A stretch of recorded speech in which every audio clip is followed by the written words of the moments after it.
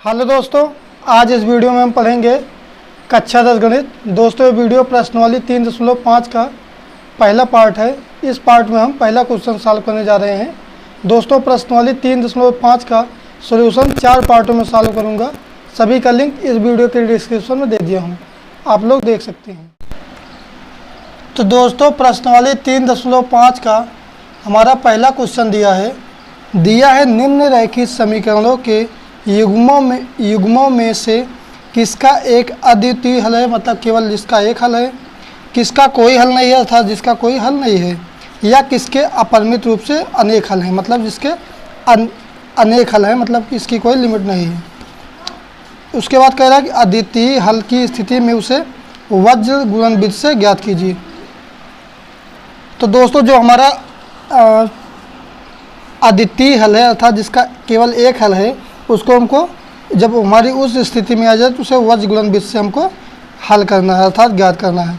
तो दोस्तों, हमारा पहला समीकरण दिया है पहले का पहला पार्ट दिया है हमारा। तो दोस्तों, हमको बताना है कि तो हमारा पहले का पहला पार्ट दिया है x - 3y - 3 = 0। उसके बाद दूसरा समीकरण दिया 3x - 9y - 2 = 0। क्या लिखते हैं हम? x से ही लिखेंगे जो समीकरण दिया, तथा 3x - 9y - 0 की तुलना किससे करते हैं हम? a1x + b1y + c1 = 0 तथा a2x + b2y + c2 = 0 से करने पर। तो क्या लिखते हैं हम? a1 का मान देखिए इसमें दिया है, इसमें जब कुछ नहीं है इसका गुणांक x का तो 1 होगा। अब b1 क्या देखिए, b1 बराबर कितना दिया है? -3। उसके बाद c1 क्या होता है? हमारा अचर पद। तो c1 का मान देखिए कितना दिया है? -3 तथा अब इसमें देखते हैं इस वाले समीकरण में a2 बराबर दिया है 3। उसके बाद b2, तो b2 का मान कितना दिया है? b2 का मान दिया देखिए -9। उसके बाद c2 का मान ज्ञात करना है हमको, तो c2 का मान दिया है -2। तो अब हमको बताना कि एक किस स्थिति में इसका किस प्रकार हल आएगा, या इसके क्या आएंगे। हमको पूछ रहा था कि इसका अद्वितीय हल है, या इसका कोई हल नहीं है, या इसका अपरिमित रूप से अनेक हल हैं। तो दोस्तों, हम कैसे पता करते हैं? सबसे पहले लिखते हैं हम a1/a2 बराबर a1 का मान दिया है 1 और a2 का मान दिया है 3, ए हो गए। उसके बाद b1/b2 का मान निकालते हैं, तो b1 का मान दिया है -3 और b2 का मान दिया है -9। तो माइनस से माइनस कैंसिल, 3 1 कम 3, 3 3 का 9। अब c1/c2 का मान निकालते हैं, तो c1 का मान आया है -3 और c2 का मान आया है -2। तो माइनस से माइनस हो जाएगा कैंसिल, 3/2। तो देखिए इसमें a1/a2 बराबर है b1/b2 के। देखिए 1/3 इसका है, 1/3 इसका, लेकिन जो हमारा c1/c2 है वो बराबर नहीं है। इस स्थिति में हमारे क्या होते हैं हल? तो दोस्तों, इस स्थिति में हमारे रेखाएं क्या बनेंगी? समांतर। जब समांतर रेखाएं हमारी बनेंगी तो इसका कोई, जब कहीं पर मिलेंगी नहीं तो हमारे समीकरण का हल नहीं होगा। क्या लिखेंगे? ए समीकरण युग्म समांतर रेखाएं बनाएंगी। तो लिखेंगे अतः, अतः इसका कोई हल नहीं है। लिखेंगे अतः इसका कोई हल नहीं है, क्योंकि हमको वज्र गुणन की विधि से किसको ज्ञात करना है? जिसका मान अद्वितीय हो। तो मतलब जिसका हल अद्वितीय हो, तो इसका हल कोई हल नहीं है, तो इसको हमको वज्र गुणन से करना ही नहीं है। तो दोस्तों, चलिए अगला पार्ट देखते हैं। अब दोस्तों, चलिए पहले का दूसरा पार्ट हम देखते हैं। दिया है 2x + y = 5, 3x + 2y = 8। सबसे पहले हम क्या करेंगे? इसको 0 अर्थात जो हमारा a1x + b1y + c1 = 0 होता है उस प्रकार से लिखते हैं। तो लिखेंगे 2x + का y, अब प्लस का 5 है, इधर जाएगा -5 = 0। इसको भी हमको पता करना है कि कौन सी स्थिति, किस स्थिति में इसका हल होगा। तो इसका हल नहीं होगा, या तो अपरिमित रूप से हल होगा, या तो अद्वितीय हल होगा, मतलब केवल एक हल होगा। तो लिखेंगे, अब इसको देखिए 3x + 2y, प्लस का 8 है इधर माइनस का 8 बराबर 0। तो लिख देंगे की तुलना, किससे हम करते हैं तुलना, करते हैं a1x plus b1y plus c1 बराबर 0 तथा a2x plus b2y plus c2 बराबर 0 से करने पर।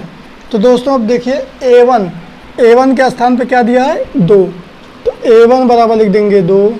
उसके बाद b1, तो देखिए b1 के स्थान पे कुछ नहीं दिया, तो यहाँ मानते हैं हम 1, तो b1 के स्थान पे क्या आया 1। अब c1, हमारा c1 क्या होता है अचर पद, तो c1 के स्थान पे क्या दिया माइनस का 5 तथा अब a2 बराबर निकाल लेंगे, a2 बराबर दिया है 3, a2 बराबर 3। उसके बाद b2, तो b2 का मान देखिए कितना दिया है प्लस का 2 अर्थात 2। उसके बाद c2 का मान अचर पद c2 होता है, हमारा दिया माइनस का 8, c2 दिया माइनस का 8। अब दोस्तों इसको हम पता करेंगे कि इसका हल होगा कि नहीं होगा। तो लिखते हैं सबसे पहले a1 अपान a2, a1 का मान दिया है 2 और a2 का मान दिया है 3, ठीक। उसके बाद b1 अपान b2 निकालते हैं, तो b1 का मान दिया है 1 और उसके बाद b2 का मान दिया है 2।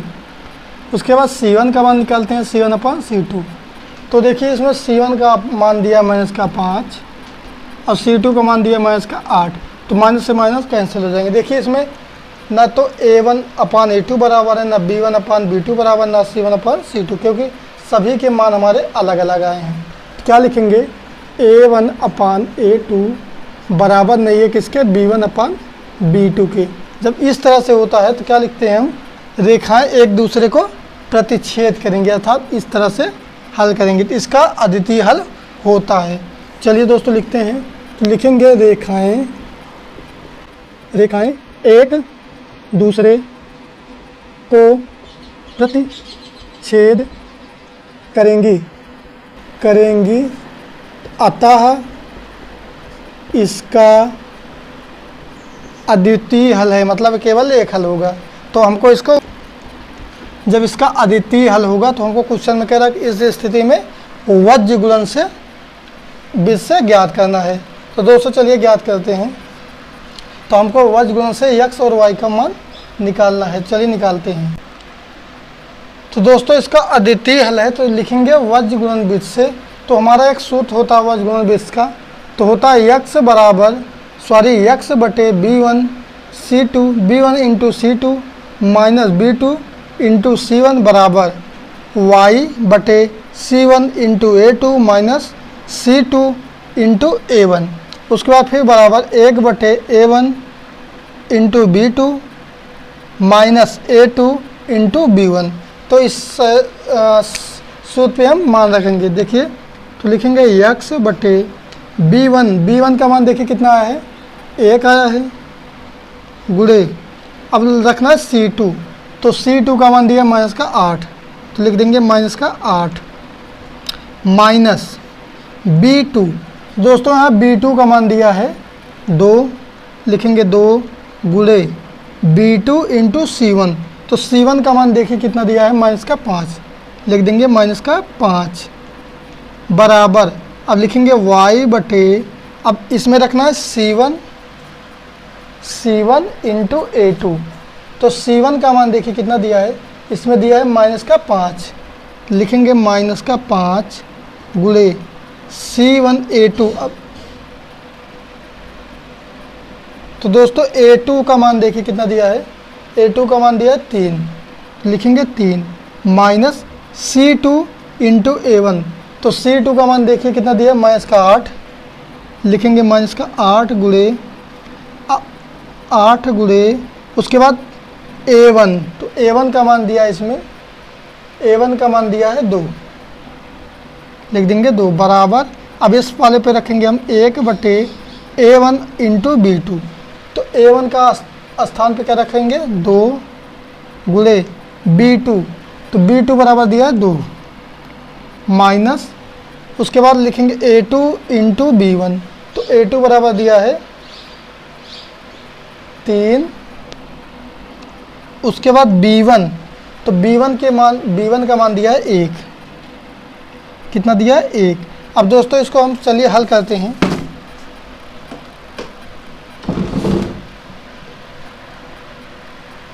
तो यहाँ देखेंगे दोस्तों, हम दिया यक्स बराबर यक्स बटे, तो लिखेंगे यक्स बटे, अब इसको हल करेंगे 8 एकम 8, 8 एकम 8, ये हो जाएगा माइनस का 8। अब यहाँ अब इसको गुणा करेंगे माइनस का 2 पंचे 10, ये माइनस है माइनस है, क्या हो जाएगा? प्लस का, तो हो जाएगा प्लस का 10। अब फिर कराएंगे दोस्तों y बराबर y बटे, अब इसमें देखिए गुणा कराते हैं हम, 5 तिहाई 15, यहाँ आएगा माइनस का 15। अब उसके बाद इसका गुणा करेंगे तो माइनस और माइनस क्या होगा? प्लस, 8 दूनी 16, तो हो जाएगा प्लस का 16 बराबर, फिर इस वाले को देखेंगे 2 दूनी 4 और 3 एकम 3, तो 4 माइनस 3, ये मान हो गया। उसके बाद फिर दोस्तों क्या करेंगे? अब देखिए यक्स बटे, अब ये प्लस का 10 है माइनस का 8 है, क्या आएगा हमारा? 10 में से 8 आएगा 2 बराबर y बटे 16 में से 15 जाएगा तो आएगा 1 बराबर 1 में से 4 में से, अब इसमें 4 में से 3 जाएगा 1। तो दोस्तों अब क्या करते हैं हम, तो वर्ग गुणन विधि से कैसे ज्ञात करेंगे? सबसे पहले यक्स बटे 2 इसको रखेंगे बराबर 1 बटे 1, रखेंगे 1 बटे 1, तो क्या आएगा हमारा यक्स, अब 2 हमारा भाग में इधर जाएगा, गुणन हो जाएगा, तो यक्स का मान कितना आ जाएगा? 2।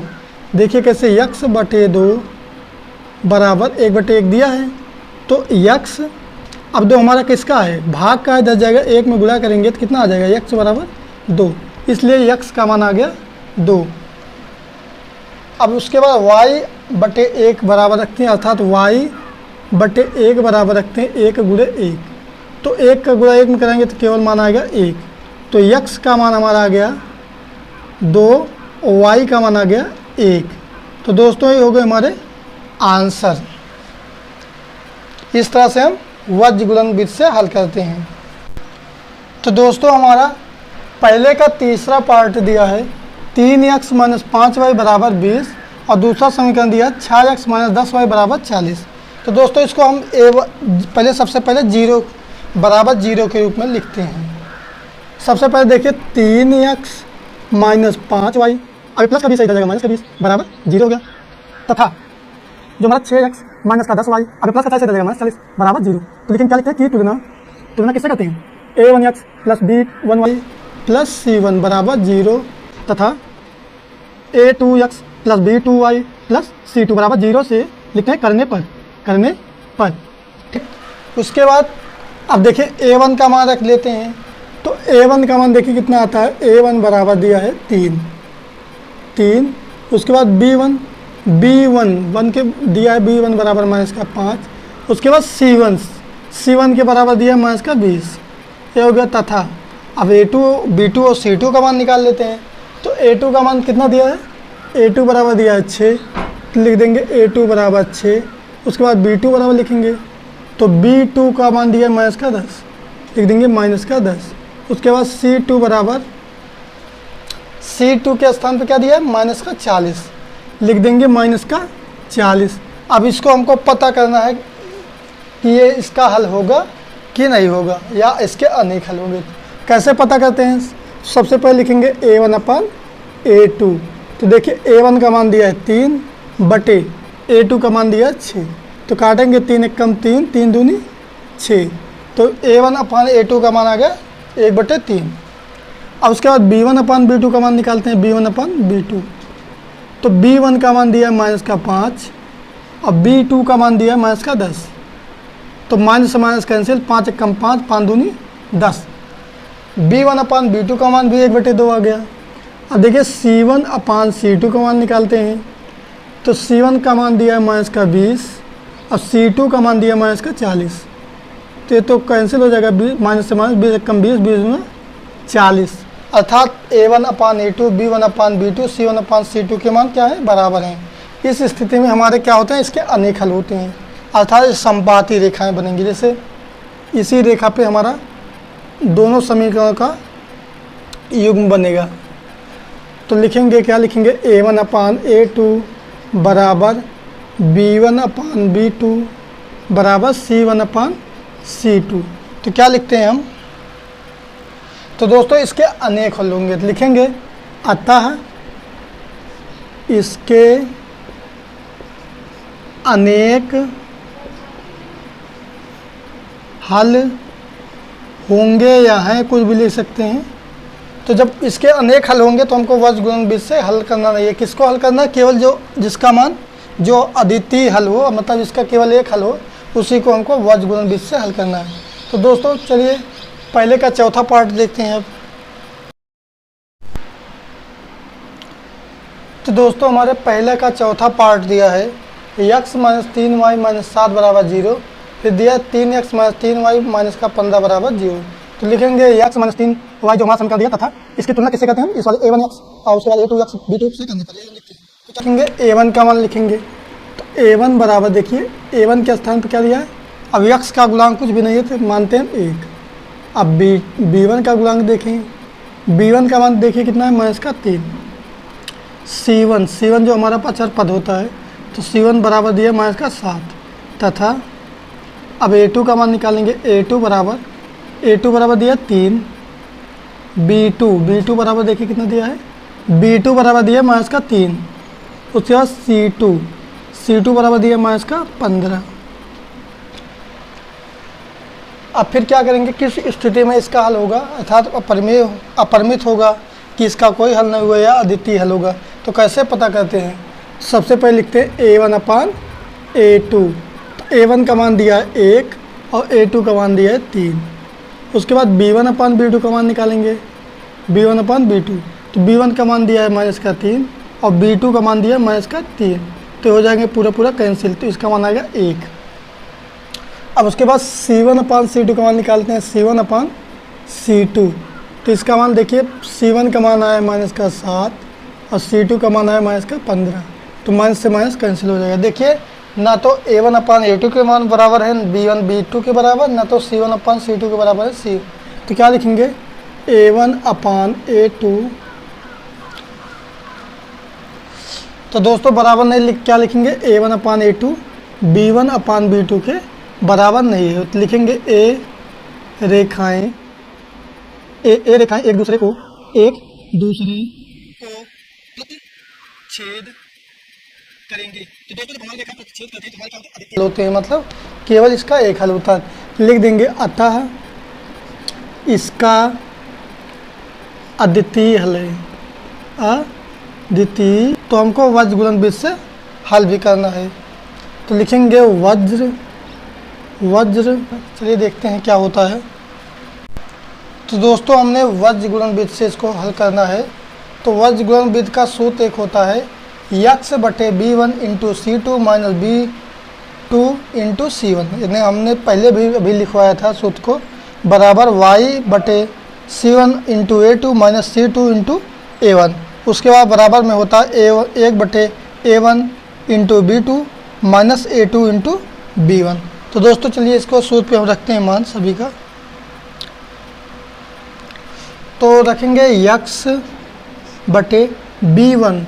तो B1 का मान देखिए कितना दिया, -3 गुणे C2। तो C2 का मान दिया -15। अब यहाँ माइनस दिया, माइनस लगाएंगे B2। तो B2 का मान दिया -3।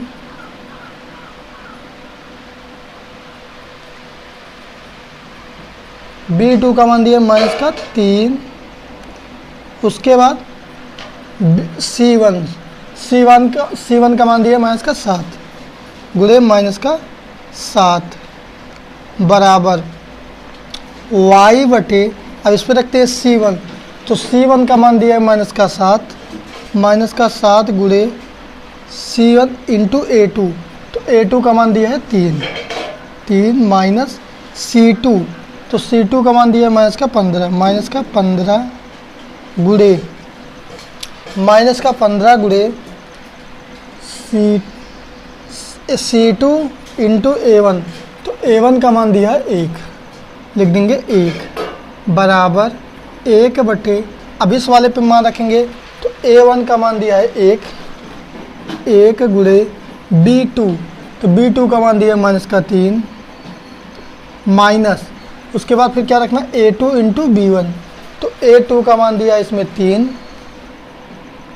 गुणे B1, तो B1 का मान दिया -3। अब दोस्तों चलिए इसको हल करते हैं इधर।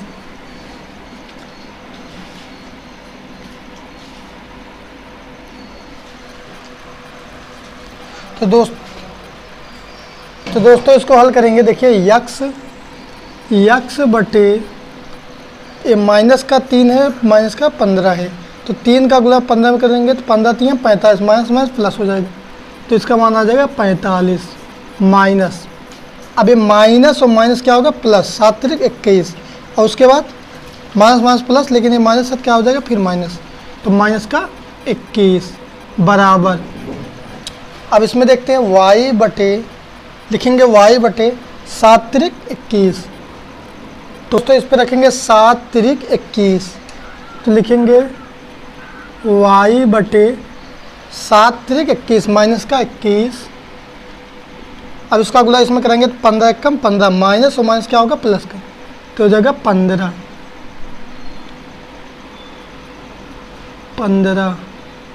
बराबर, अब इस पर रखते हैं 1 बटे, इसका रखेंगे 3 × 3, तो 1 बटे -3, अब ये माइनस और माइनस क्या होगा 3 × 3 = 9, प्लस का 9 हो जाएगा, प्लस का 9, अब फिर यक्स बटे 45 में से 21 घटाएंगे, देखिए कितना आता है, 21 घटाएंगे आएगा 24 बराबर y बटे, अब 15 में से 21 घटाएंगे, देखिए माइनस का है प्लस का है, तो क्या आएगा इसका मान, से 21 जाएगा -6 आएगा, -6 बराबर, अब इसको देखिए माइनस का है प्लस का है, तो 9 में से 3 गए 6, तो क्या करते हैं हम यक्स बराबर बटे 24, एक बार इसके बराबर 1/6 लिखते हैं, 1/6, तो देखिए इसका कितना मान आएगा, यक्स बराबर 1/6, जो 24 हमारा भाग में इधर जाएगा गुणे में हो जाएगा, तो इसको काट देंगे तो 6 चौक 24, तो यक्स का मान आ गया 4, अब इसके बराबर रखते हैं 1/6,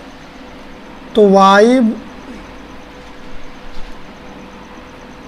y बटे -6 बराबर 1/6, क्या लिखेंगे y बराबर, ये जो हमारा माइनस का 6 गुणे वो भाग में इधर जाएगा गुणे में हो जाएगा, तो 1/6 गुणे -6, तो 6 से 6 कैंसिल हो जाएगा, तो y का मान आ गया -1, तो देखिए इसमें यक्स और y के मान ज्ञात हो गए, तो यक्स का मान हमारा आ गया, तो दोस्तों यक्स का मान आ गया इसमें 4 और y का मान आ गया -1, तो दोस्तों ये हो गए हमारे आंसर। इस विधि से हम किसी अद्वितीय मान का वज्र गुणन विधि से हल निकालते हैं। तो दोस्तों प्रश्नावली 3.5 का अगला क्वेश्चन वीडियो पार्ट 2 में सॉल्व करूँगा।